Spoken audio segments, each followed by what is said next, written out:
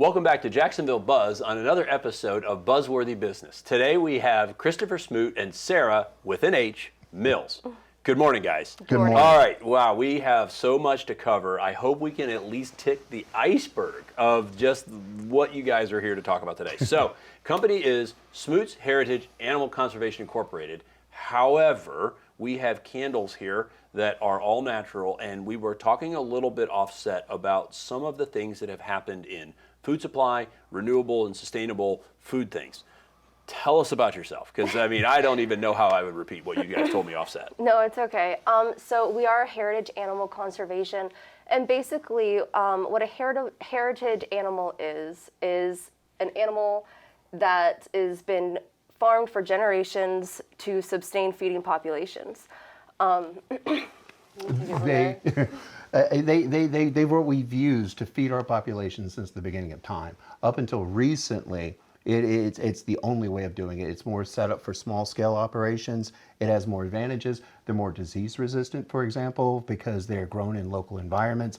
They have more genetic diversity. It provides the basic building blocks and the ingredients we need for our food system here in America. And one of those basic ingredients is the ability for a chicken to reproduce, find another chicken, and have more chickens. Exactly. And so we were talking a little bit about this, and you guys it's just an amazing, when we get these interviews with us, it's like, wow, that's just correct. It's just such a neat thing to think about, is when we were younger, I don't know how long it took to take a cow to a burger, but now that time has been slashed into like 20%.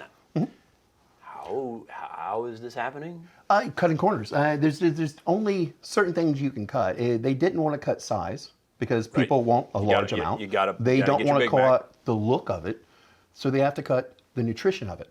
They have to fill it full of water. If you look at a chicken, it takes 16 weeks for a chicken to reach maturity. We're harvesting them at 6 weeks. They're at your table at 7 weeks. If that was a child, it would be an 8-year-old child. This is entirely too young. They don't have the nutrition they need. They don't have any diet variation.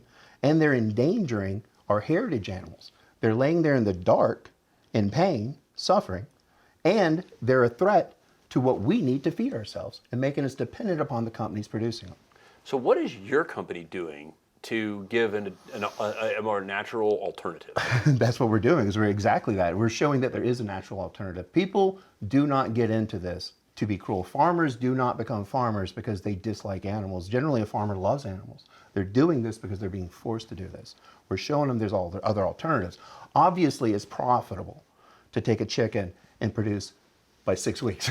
Right. I mean, there's just no getting around that. Right. But we're showing them that if you put that same chicken for an extra 10 weeks in a chicken tractor and you feed them grass instead of having to feed them feed, it's a little bit more work, takes a little bit more time, but you're saving money on feed, and long term, you're able to reproduce these animals and create a better product, making more money. And we're really trying to save the genetics of these animals because they're kind of like our natural resources.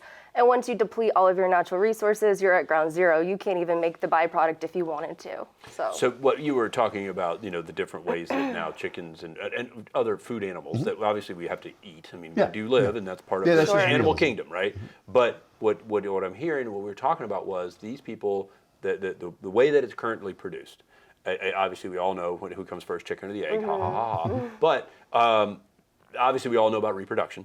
And what you guys are saying is that they don't have the these ability factory farm to animals normally can't reproduce. Like they can't. They can't normally reproduce for like the broad-breasted turkey. That is the most common turkey found across America. On every Most Thanksgiving Americans table. have never eaten anything other than a broad-breasted turkey, period, in their entire life.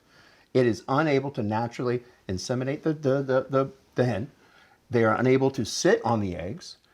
Usually they can't reach full maturity. A broad-breasted turkey, for example, has leg defects that the weight of the chicken is or the turkey so much that its legs literally break from underneath it. It can't even support its own body weight, much less reproduce. Then we have to incubate them, which means they're born without any natural ability of motherhood. They don't know what it's like to have a mother, so how can they be a mother? You know, and then it just goes on and on and on like that throughout the entire process. It's not sustainable for sure. Wow. Heritage is the only sustainable agriculture there is. So when you say heritage, that's it is our human heritage. The old-fashioned way of. It is the exactly. It's the original it is from the beginning. Animals that have the genetics to be able to sustain themselves and to sustain feeding populations. For example, we're about to get Jacob sheeps. They're called Jacob sheeps because that is from the Bible. Jacob from the Bible was supposed to be the original herder of these sheep. Right now, they're on the verge of extinction. Wow. And our hopes is to set other people up with their own homesteads.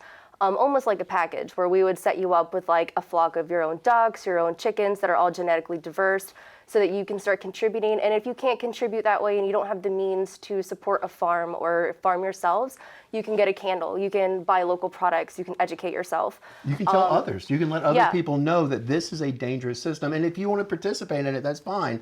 Just at least be making an effort. A choice. And this is such a fascinating conversation, and I don't want to discount the thing here. No, these you're are fine. naturally produced candles made from beeswax, Yes. and this orange stuff is what we have used to be saran wrap and tinfoil historically throughout thousands of years. Yeah, we found honey wrapped in this still fresh. Yeah, that's so fine. just because this is so cool. So this little thing here is made out of pine sap. Pine sap. So, but this so these guys that can't see this is it's not a piece of paper. It's This cloth. is a cotton. This It's is cotton. made from it's a pine 100 sap. organic cotton made with pine sap, harvested beeswax from the bees we keep, and jojoba oil. And this can replace Yes, you just warm it a up. year's worth of tinfoil. For sure.